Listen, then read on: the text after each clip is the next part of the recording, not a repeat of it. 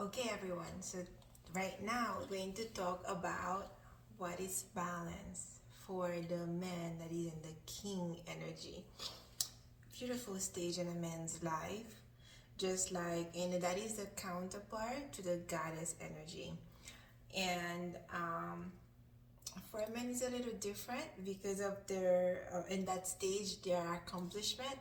They could either, depending on what they like, what they're aiming for, and and and, and what their natural needs are as a person, um, they would gravitate, even though they are the counterpart of the mother of the goddess, they could gravitate towards either a woman in the goddess energy, or a mother energy, or the maiden energy, because in that stage of kingship they have a lot to give. And let me go into what that looks like actually. So the balance for the king. So let's think about it this way.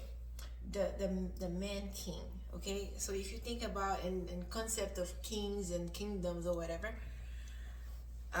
the king also, like the goddess energy, like the queen energy, have also embodied everything, embodied the page, embodied the prince, because those are the stages that, just like the goddess energy, those are the pages that the king had to elevate from to become the king. Just like it's the same for the queen, the stages of maiden, mother, and whatever it is in between. Of course, there's more in between, but I'm just saying the main phases, the main stages, the main energies throughout the growth of becoming queen and becoming king will be those, right?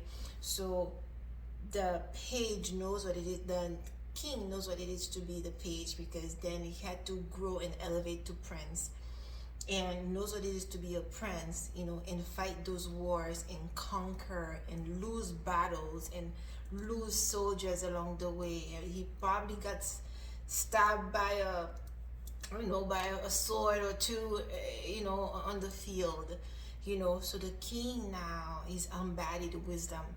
The king now is not just foolishly running into war now, because you understand the consequences that you even when you win the war, you lose some, you win some.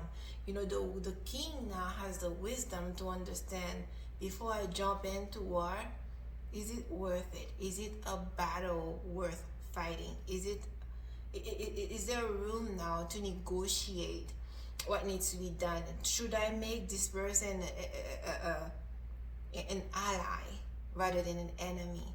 The king had to master his world, just like the king, the queen, or had to become the master of her world, and become the queen was the creator and the destroyer.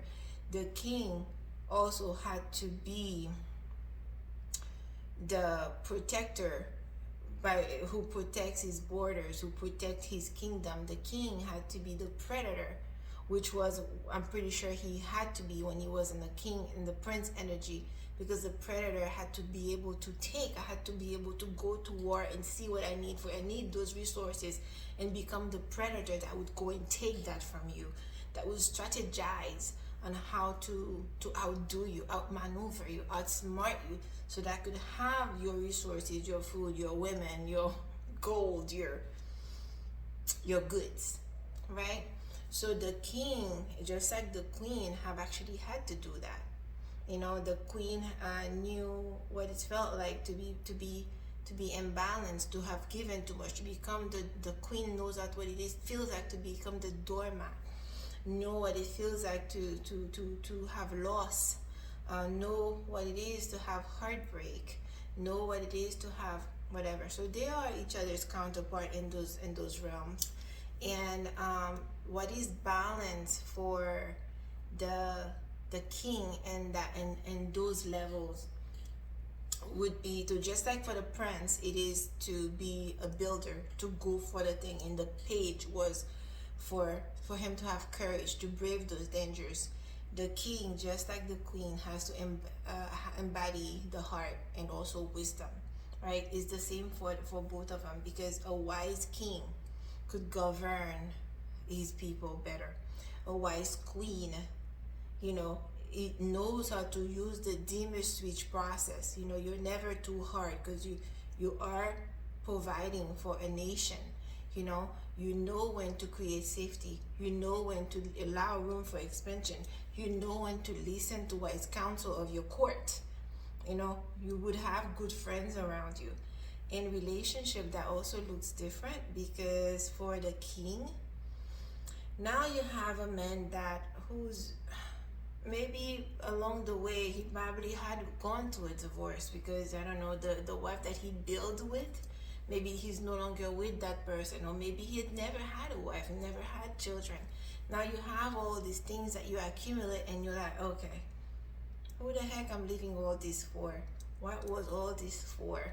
And this person now, he's in a position where they've already climbed the ladder. I have all these things now. Oh, I can do for someone. I could do for a wife. I could do for a woman of my desire. So when you are with somebody who is in that king energy, you will find those men are natural providers. They are givers.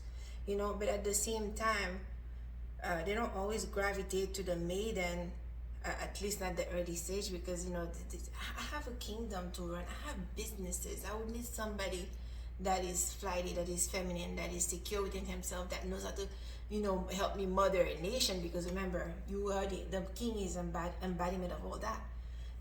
But you have to have enough wisdom too.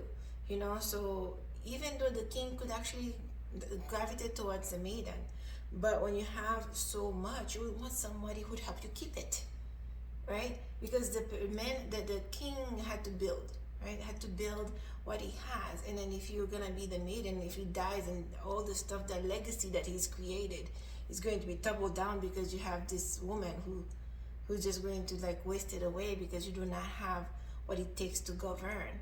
So a king will usually gravitate towards a queen, if the queen is balanced, is also in the heart.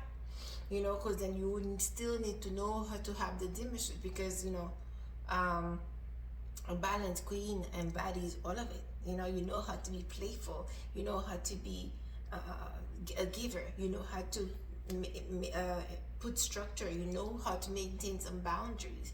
So you could, if the king is out of sight, you could stand into that role and rule. If that makes any sense. I'm using those terminologies because everybody could understand those languages, right?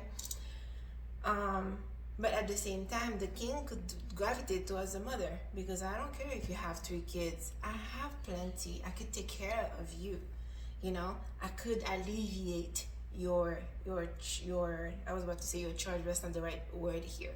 I could alleviate I could provide for your needs. I could alleviate the hardship that you have, because I have all these things. I have territory. I have the money. I could actually take care of a family. I already take care of a nation.